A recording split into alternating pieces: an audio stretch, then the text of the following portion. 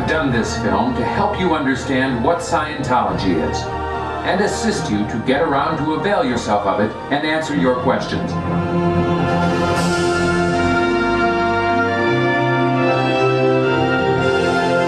This is Flag in Florida, home of the highest level Scientology services.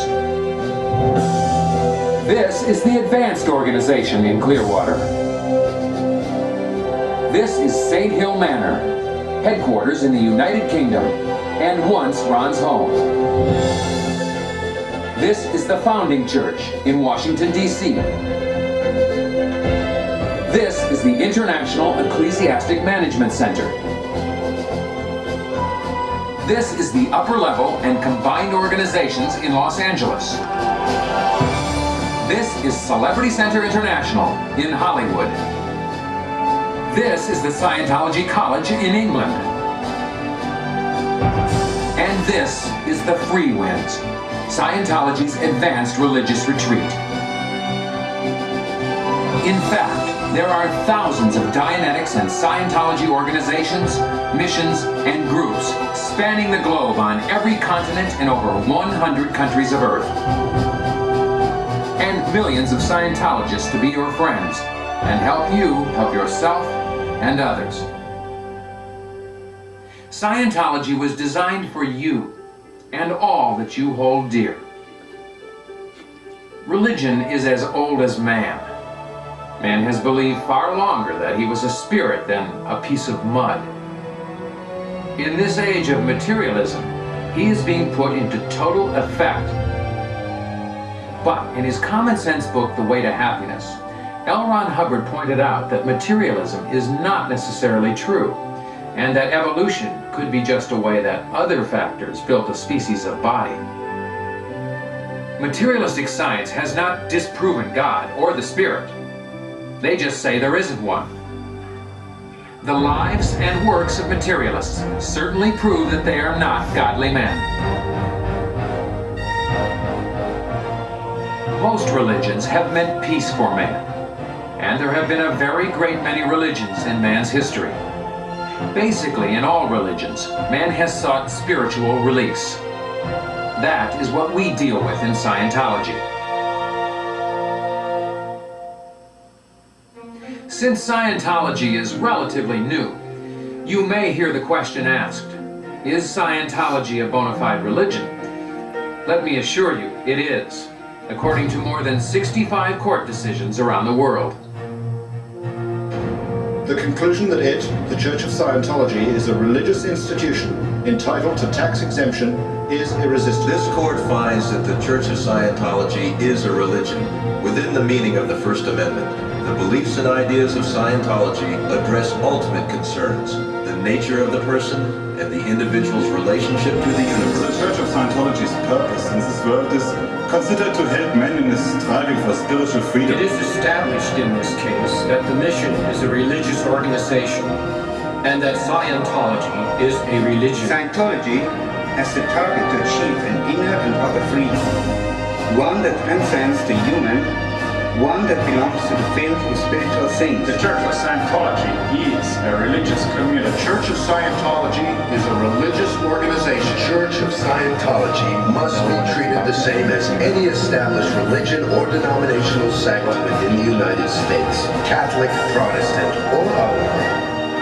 That Scientology is a bona fide religion is indisputable, as determined repeatedly by courts the world over, including the United States Supreme Court. There is much more data about this in the valuable book, What is Scientology? It contains a wealth of information and will answer many of your questions. It also contains copies of paintings which sketch the life of L. Ron Hubbard, the founder of Dianetics and Scientology. Like Siddhartha Gautama, the Buddha, L. Ron Hubbard has always stated that he is just a man. But he has influenced millions of lives for the better.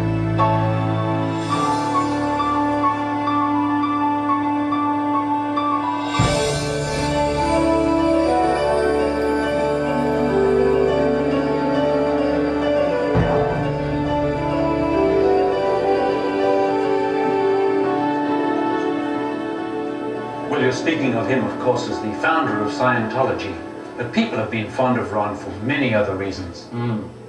We're here in the L. Ron Hubbard Life Exhibition in Hollywood, California. And with me is Mr. Norman Starkey, the trustee of Ron's estate. Mr. Starkey, just looking around, it's obvious that Ron was a man of many accomplishments. As a matter of fact, he was fully professional in 29 different fields. Such as? Aviation, ethnology, filmmaking, photography, music, and engineering.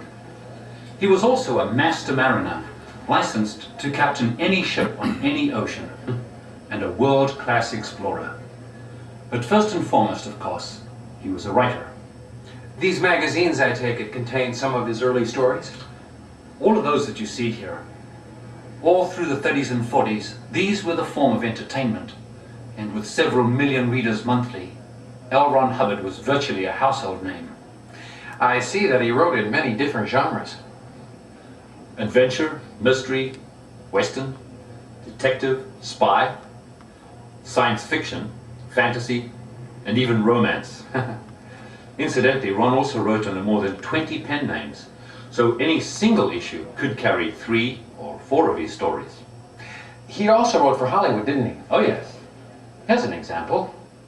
Back in 1938, he wrote this 15-part series for Columbia Pictures. It was actually their most successful at the time. I presume his success as a writer brought him great personal wealth. Indeed. There are more than 100 million copies of his books in circulation today. That's how he funded his research into the mind and life. And where does the money go now? He donated his entire estate to the religion of Scientology, so it would always be here for the benefit of all mankind. That's how much he cared. Then, if I may ask, what accounted for the controversy? It all started when word of Dianetics began to circulate, even prior to the release of the first book. The government knew that it worked, and they wanted it for themselves to monopolize the field of the mind. They even tried to force Ron into service. He refused and instead gave his discoveries to the public with Dianetics, the modern science of mental health. Why should the government be concerned about that? The government had been spending millions of dollars experimenting with mind control, all in a grand scheme to make men more suggestible. But Dianetics could undo their efforts to bend men's minds and brainwash them. They were very frightened of him because with Dianetics, he could nullify their tactics. So what did Ron do? He exposed the government plan in his next book, Science of Survival. And incidentally, he was the very first to publicly disclose what has since become known as the infamous mind control program, inspiring hundreds of exposés and congressional hearings. A very bold move. And the government never forgave him. They spent decades and millions to hound and harass him and prevent his work from spreading. Anyone else would have gone under from such a vicious, interminable campaign. But he just kept on going, researching and writing. It must have taken a lot of guts to persevere in the face of all that opposition. That's one of the reasons people love him. No one else would have had the courage to go through all that and complete his work as well. And what you see here is the result. These books, all the materials of Dianetics and Scientology, are available to anyone who ever reaches to really find out.